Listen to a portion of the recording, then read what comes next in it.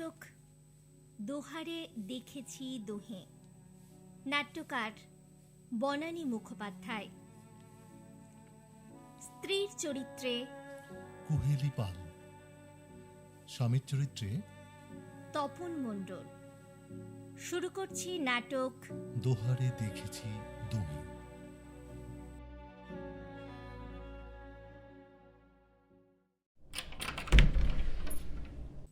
কি তুমি এখনো ঘুমোওনি? না। খেয়ে নিয়েছো তো? না। কেন? রাত 12টা বাজে। তুমি জানো রাত 12টা বাজে? জানবো না কেন, আমার হাতে ঘড়ি নেই। ও আছে বুঝি, আমি মনে করেছিলাম নেই। না না, আছে বই কি, সেই জন্যই তো জিজ্ঞেস করছি। কত রাত্রির হয়ে গেছে, তুমি খাওনি কেন গো? তুমি বোধহয় ভুলে গেছো গত 10 বছর রাতে আমরা একসঙ্গে খাই। ও বাবা, মেজাজ একেবারে সপ্তমে। কি হলো কি? কথাটা কি হেসে উড়িয়ে দেওয়ার মতো? তোমার তাই মনে হচ্ছে? বিকেল 4টের সময় বেরিয়েছো, ফিরলে রাত 12টা। এটা ভদ্রলোকের বাড়ি। এ আবার কেমন কথা? রাত 12টা কেন হলো সেটা তো তোমার জানার দরকার। না, আমার জানার দরকার নেই। নিশ্চয়ই দরকার আছে। কারণটা না জেনে তুমি অযথা মেজাজ গরম করবে, তা তো হবে না। এ দেখো, এটা ঝগড়া করার সময় নয়, ঘুমোবার সময়। আমার ঘুম পেয়েছে, আমি শুতে যাচ্ছি। তার মানে তুমি খাবে না? খিদে নেই। খিদে নেই না খাবার ইচ্ছে নেই, কোনটা? তুমি কেন শুধু শুধু কথা বাড়াচ্ছ? বলছি না আমার ঘুম পেয়েছে, আমি শুতে যাচ্ছি। না, দাঁড়াও। চন্দননগর থেকে শ্যামবাজার আসতে কতক্ষণ লাগে বলে তোমার মনে হয়? ফাংশন শেষ হবার সঙ্গে সঙ্গে আমি তোমাকে ফোন করেছি, একবারও পাইনি, শুধু ব্যস্ত আর ব্যস্ত। হ্যাঁ, তোমার প্রিয় পাঠক পাঠিকাদের ফোনে তোমার কুশল সংবাদ দিতে দিতে আমি তখন ক্লান্ত হয়ে পড়েছি।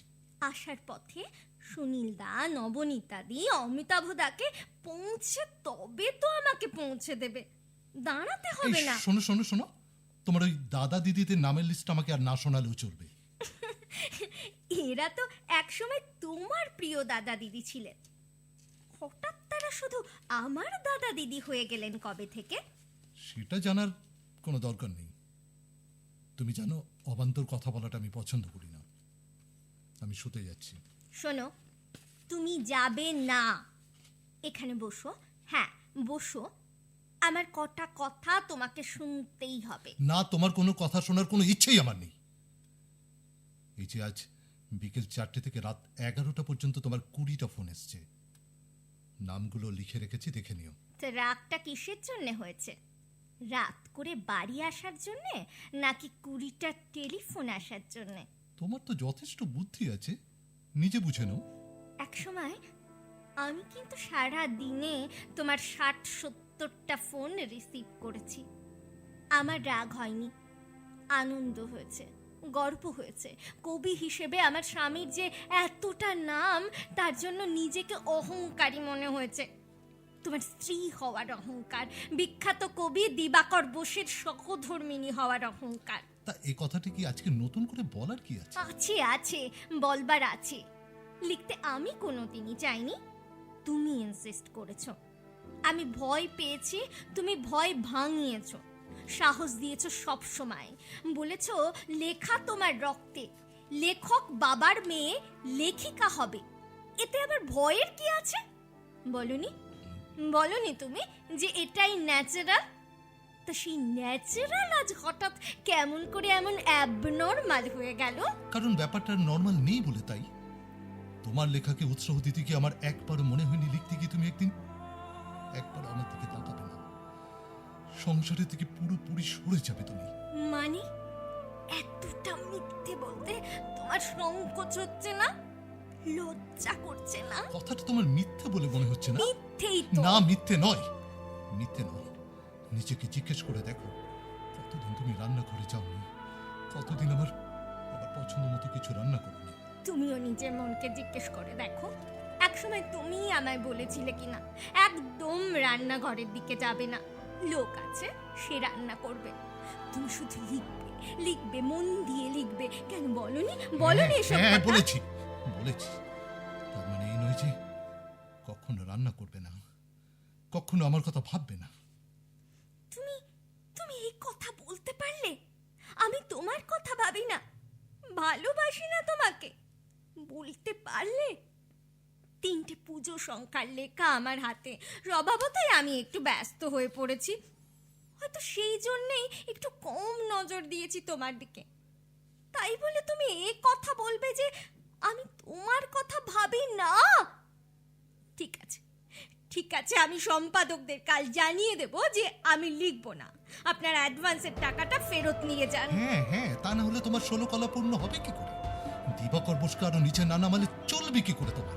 তুমি কি বলতে চাচ্ছ তুমি বুঝতে পারছো? নেশা যে করনি সেটা বুঝতেই পারছি, নেশা না করেই ভুল বকছো। আমি ভুল বকছি? হ্যাঁ হ্যাঁ ভুল ভুল বকছো। বকছি আমি? হ্যাঁ ভুল বকছো, তাই নয় তো কি? একটা কথার উত্তর দাও তো, তুমি কি চেয়েছিলে? হ্যাঁ কি চেয়েছিলে? তোমার বউ লিখবে কিন্তু বাইরে বেরোবে না, শুধু তোমার সঙ্গে বেরোবে আর কারোর সঙ্গে যাবে না। কিন্তু আমার সঙ্গে তুমি কোথাও যাবে না, কোনো ফাংশনে নয়, সাহিত্য সভায় নয়, কোথাও না, তোমার সম্মানে লাগে। তাহলে তাহলে তোমার বউ কি করবে? তার সঙ্গী নেই, বাচ্চা নেই, সে একা, একেবারে একা। কতক্ষণে তুমি বাড়ি আসবে তার জন্য সে শহরে প্রতীক্ষা করবে, এই চেয়েছিলে তুমি? হ্যাঁ হ্যাঁ, এই চেয়েছিলাম, এই চেয়েছিলাম আমি। আমি আমি অম্বাবসের স্বামী হয়ে বাঁচতে চাইনি, অম্বাবসের সেক্রেটারি হয়ে বাঁচতে চাইনি। ছি ছি ছি ছি। আমার নিজস্ব পরিচয় কবি, অধ্যাপক অধ্যাপক দিবাকর বসু হয়ে বাঁচতে চেয়েছিলাম। কেন কেন কেন চেয়েছো? তোমার সাফল্যের আলোয় আমি যদি আলোকিত হতে পারি, তবে আমার যশের কিরণে কেন তুমি উদ্ভাসিত হবে না? কেন? কোথায় লাগছে তোমার বলো? তুমি তো সেই দিবাকরই আছো, আমি তো কোনো দিনই তোমার ধারে কাছে যেতে পারবো না, আমার সেই ক্ষমতাই নেই। তবে তোমার কেন অসুবিধা হচ্ছে? স্পষ্ট করে বলো না তুমি কি চাই। তোমার ইচ্ছের বিরুদ্ধে আমি তো কোনো দিন যাইনি, তুমি কেন আমায় বাধ্য করছো তোমার মুখের ওপর কথা বলতে? বাধ্য করছি কারণ কারণ তোমার গুণগ্রাহিনীদের প্রশ্নের বাণে আমি জর্জরিত। তুমি কি ভাবছো? তুমি কোথায় যাচ্ছ? তোমার সঙ্গে আমার ভাব আছে কিনা? আচ্ছা কাচ্চা কেন হয়নি? টিভি সিরিয়াল লিখছো কিনা? সিনেমাতে গল্প দিচ্ছে কিনা? এই সমস্ত প্রশ্নের জবাব দেবার জন্য আমি নিজেকে দিবাকর বসু তৈরি করিনি। তুমি কেমন করে কখন এমন ভাবে পাল্টে গেলে গো? কবে কবে থেকে তুমি পুরো অন্য মানুষ হয়ে গেলে? কবে? আমার দিকে তাকাবার সময় পাওনি তো, তাই জানতে পারোনি আমি কবে পাল্টে গেছি। আমি অনেক দিন থেকে লক্ষ্য করছি, আমার পাওয়া ওই পুরস্কার দুটোর দিকে তুমি কখনো তাকাও না, কোনো দিন না। কিন্তু তোমার পাওয়া অফুরন্ত পুরস্কারগুলো আমার প্রাণ, আমার সঙ্গী, আমার জীবন। কিন্তু আমার পাওয়া পুরস্কার দুটোর দিকে তুমি কখনো ফিরে যাওনি, দেখোই নি ওগুলোতে কি লেখা আছে। হ্যাঁ, দেখিনি আমি দেখিনি, কারণ ওর ভেতরে লেখা যে বাঁধা গতগুলো আছে সেগুলো আমার মুখস্থ। দেখো, সব পুরস্কারে কিছু যায় আসে। আমার যে হয়, আমার তো সময় কাটাবার কেউ নেই। ওই পুরস্কারগুলো, তোমার ওই পুরস্কারগুলোই আমার সঙ্গী। লেখা তো মোটে 2 বছর লিখছি, তার আগে তো ওদের নিয়েই আমার দিন কাটতো। তোমার ইচ্ছেতেই আমার প্রথম লেখা ছাপা হয়েছে, তোমারই টাকায়, তোমারই উৎসাহে। কিন্তু পরেরগুলো, সেগুলো তো প্রকাশনা তাদের নিজের ইচ্ছেতে চেপেছে। লেখাগুলো কি দোষ করেছে? তুমি একটাও পড়োনি। আমাকে তোমার কিসের হিংসে? আমি কি তোমার সমান হতে পারি? তোমার লেখাগুলো কিন্তু আমার সব মুখস্থ, সব। সেটা তোমার দয়া, তোমার করুণা, তোমার মহানুভবতা। ইস, হচ্ছে তো, এবার খুশি? তুমি তুমি এভাবে বলতে পারলে আমায়? আমি তোমাকে করুণা করি, দয়া দেখাই? ছি ছি ছি ছি ছি ছি ছি, এইভাবে বললে তুমি? কিচ্ছু দরকার নেই, না, কিচ্ছু দরকার নেই, কোনো দরকার নেই আমার লেখা। মরে যাক লেখিকা অম্বা বসু। আমার লেখাকেই যদি তোমার একমাত্র শত্রু বলে মনে হয়, তাহলে আমি আর লিখবো না কোনোদিন না। শুধু মিসেস দিবাকর বসু বেঁচে থাকবে, শুধু মিসেস দিবাকর বসু। তুমি যা চাও তাই হবে। তুমি কি করছো?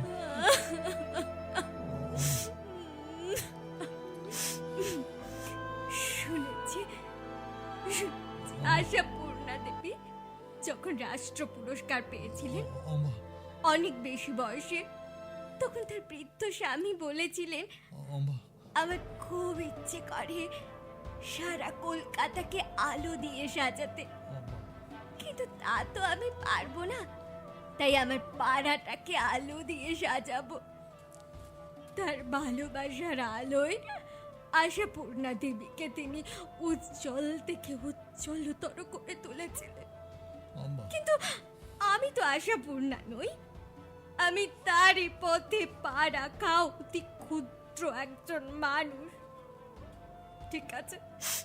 ঠিক আছে, আমি আলোর রোশনাই চাই না, আমি চাই তোমার ভালোবাসার আলোয় তুমি আমাকে সাজিয়ে দাও।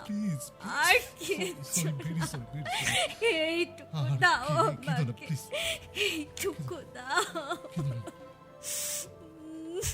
কি ব্যাপার?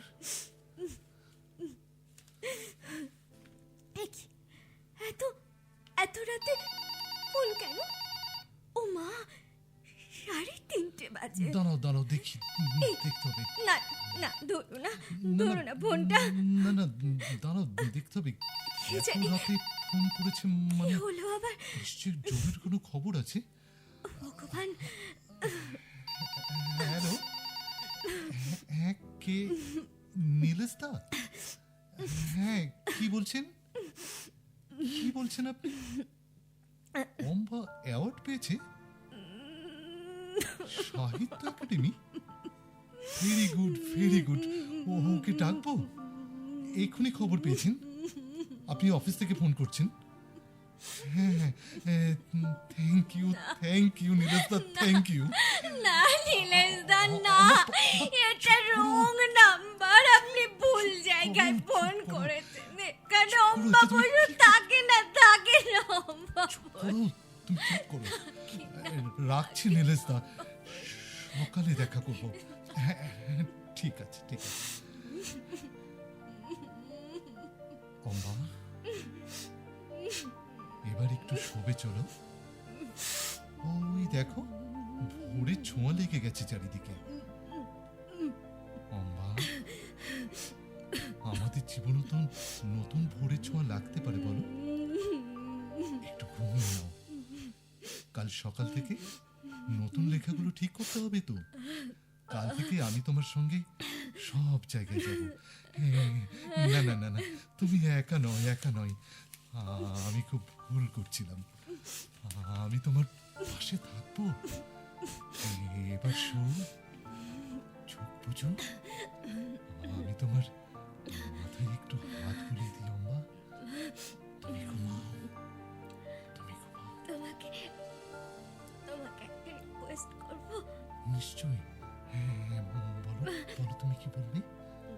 তোমার মনে আছে বিয়ের পর যখন আমরা প্রথম দার্জিলিং গেছিলাম? দার্জিলিং? পূর্ণিমার রাতে কাঞ্চনজঙ্ঘা দেখতে তুমি একটা কবিতা বলেছিলে। কবিতা? আমার খুব ভালো লেগেছিল জানো। আজকে এই প্রথম সূর্যের আলোয় শোনাবে সেই কবিতাটা? নিশ্চয় শোনাবো অম্বা। দুজনেরই চোখে দেখেছি জগৎ, দোহারে দেখেছি দোহে, মরুপথ তাপ দুজনে নিয়েছি সহে, ছুটিনি মোহ মরিচিকা পিছে ফুলাইনি মন সত্যেরে করি মিছে, এ গৌরবে চলি হয়ে ভবে যতদিন দোহে বাঁচি এ বাণী প্রিয়সী হোক মহিয়সী। তুমি আছো, আমি আছি। তুমি আছো, আমি আছি। তুমি আছো, আমি আমি আছি। আছি। নমস্কার।